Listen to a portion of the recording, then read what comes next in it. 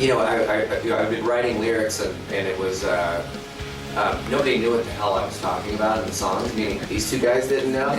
So I sat down with the lyrics and we started. I was reading it to them and sat down every single song and I think there were so many songs, but all of them we felt really good about. We didn't want to leave anything off. But we started to see common threads in the lyrics. Like one was Heroes and Cons, and then Charlatans and Saints, and then Horseshoes and Hand Grenades.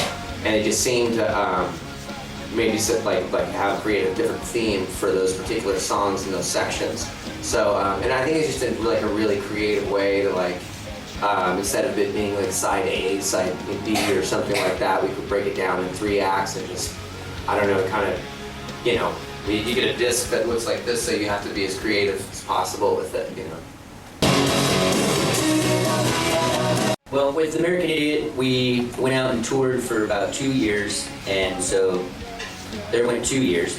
Then after that, we went home and started living life, hanging out with our friends and families, and basically getting right back into the studio, writing songs, jamming, stuff like that. So we just wanted to make an ambitious record. We wanted to make the best record of our career, so we just really went for it and took our time. Yeah, I think it's just, in between the writing process, every time we just get together and play sometimes for fun. And we got together and we drank a lot of wine one night and wrote a bunch of songs, kind of early British invasion garage type songs, and had a blast with that. And, we didn't really expect to do anything with it. We just kind of wanted to throw it out and have a little fun with it. And I think it's nice, nice little in-between thing. We got to do a little summer vacation 2-week tour and get back to work with 21st Century Breakdown.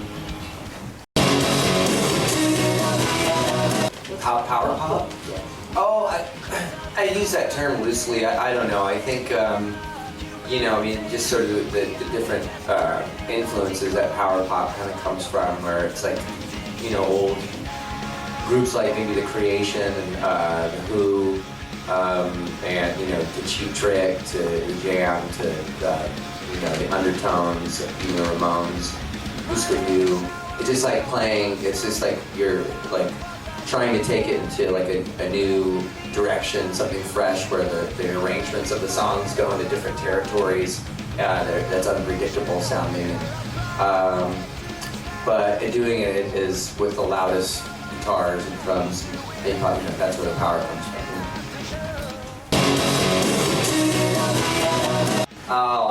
It's great to see like new generations of young people coming out to the shows, and it's really interesting to kind of see like, we have, certain fans that have been coming out since Dookie, and then now they're adults with kids.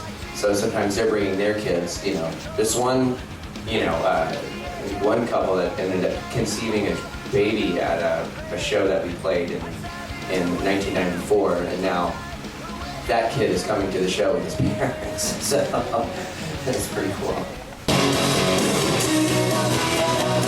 I think this record is probably the most influenced by our past of any of our records.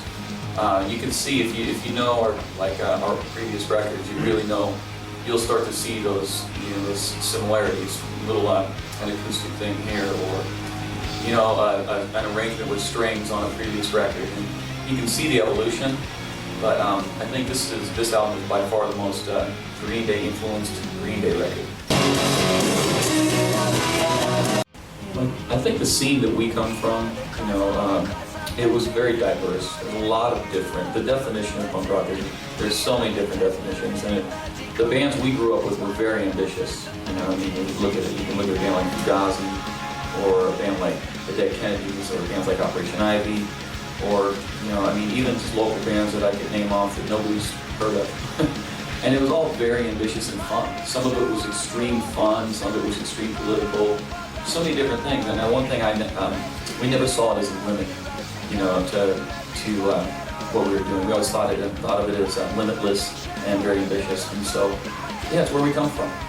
And it'll always be there.